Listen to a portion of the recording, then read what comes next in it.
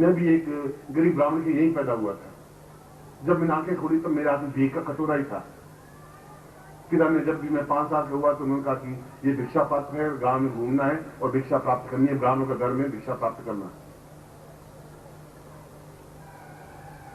और भिक्षा मैंने मांगी। वो कह रहा कि ब्राह्मण को भिक्षा से कोई एकदम शर्मानी भी नहीं चाहिए। मगर 2-4 दिन बाद मैंने सोचा कि ये मेरा धर्म है ही नहीं, मैं ऐसा नहीं कर पाऊंगा। मैं इसका एक साथ कहते मैं भीख नहीं मांग पाऊंगा, भूखा तो मर सकूंगा, मेरे जीवन का हेतु सोपान ये है नहीं। मेरे पूर्वजों ने मांगी तो मांगी, ब्राह्मण का घर में भीख मांगना, भिक्षा मांगना तो धर्म है, पर मेरा धर्म ये नहीं है। इस ढंग से मैं जीवन जी नहीं पाऊंगा। वह मेरा एक विद्रोही स्वभाव था, वो स्वभाव आज तक है, वो एक अलग बात है। मगर उस जगह से शुरू किया। और जब पहली बार उसमें साइकिल 15 रुपए में मिलती थी और मैंने पूरे नौकरी लगने के बाद, साल भर के बाद एक सेकंड हैंड साइकिल भी खरीद नहीं पाया। नई साइकिल तो बहुत अलग बात है। 8 रुपए में सेकंड हैंड साइकिल मिल रही थी और मैं नौकरी कर रहा था, उसमें तनख्वाह मिलती थी मुझे 15 रुपए, और मैं साइकिल नहीं खरीद पाया। और एक मिलिट्री का एक आदमी था, उसका ट्रांसफर हो गई, तो उसने कहा कि मैं साइकिल बेच रहा हूं 8 रुपए में, आप ले लें। और मैंने चारों तरफ हाथ पैर दौड़ाया तो 8 रुपए भी मेरे पास थे नहीं। और जो मकान मालिक था उसने मना कर दिया कि मैं आपको 8 रुपए उधार दे नहीं सकता, आप देंगे कहां से। उसमें 1 रुपए की वैल्यू थी, 2 रुपए की बहुत बड़ी वैल्यू थी। उनके पिताजी थे, वो सीधे साधे थे, जोधपुर के थे। उनका कि मैं मास्टर आपको 8 रुपए देता हूं, आप साइकिल खरीद लें। और तुम शायद विश्वास नहीं करोगे कि सेकेंड एडिशन साइकिल खरीदी, उस दिन मैं 100 किलोमीटर ये घूमता आया है, इतना जैसे कोई हवाई जहाज मिल गई मुझे। बहुत तेजी से घूमा मेरे पास 100 मील का चक्कर लगाया साइकिल पे बैठ करके कि आज मेरे पास साइकिल है।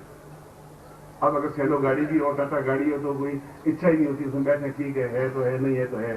हवाई जहाज में यात्रा कर चुके तो ठीक, बैठ गए, नहीं बैठ गए। मगर जीवन वहां से शुरू हुआ। तो आपसे ज्यादा विपन्न अवस्था में जिंदगी शुरू की। जब नौकरी पे इंटरव्यू के लिए गया तो आप विश्वास नहीं करेंगे कि मैं अपनी पत्नी के पाजेब बेच करके गया था।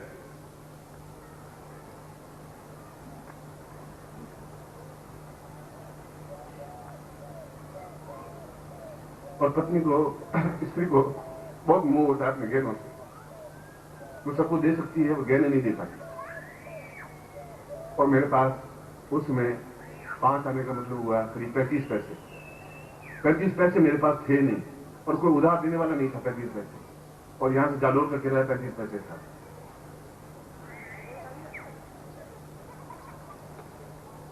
शिवरात्रि को मैंने पत्नी को कहा मुझे 35 पैसे चाहिए, कम से कम मैं पहुंच जाऊं, ड्यूटी पर पहुंच जाऊं, उसके बाद तनख्वाह मिल जाएगी। तो उसमें तनख्वाह 10 से 15 का डेट था, 10 रुपये तनख्वाह मिलती थी उसमें, और साल में 1 रुपया इंक्रीमेंट था।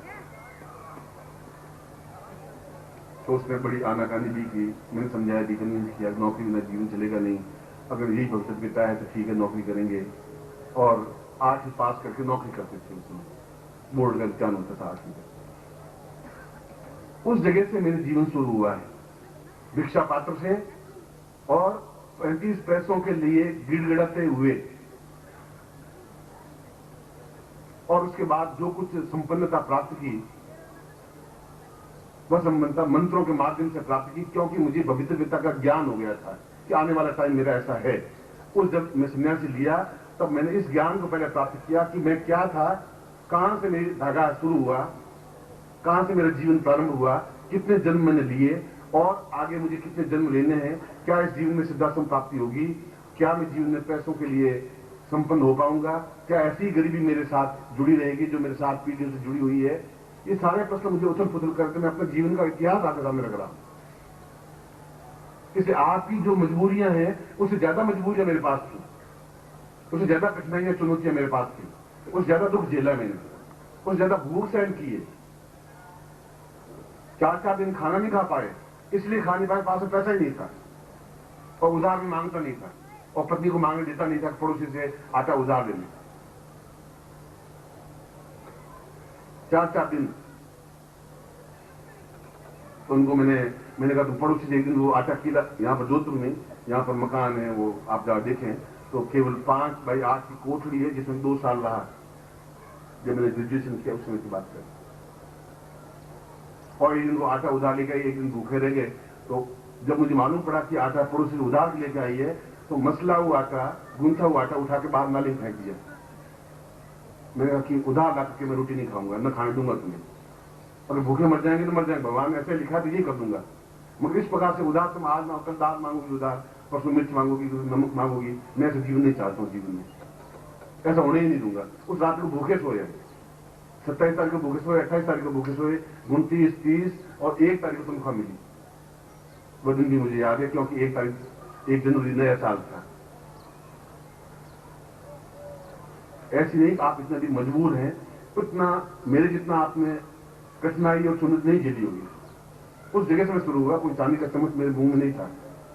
आपकी जैसी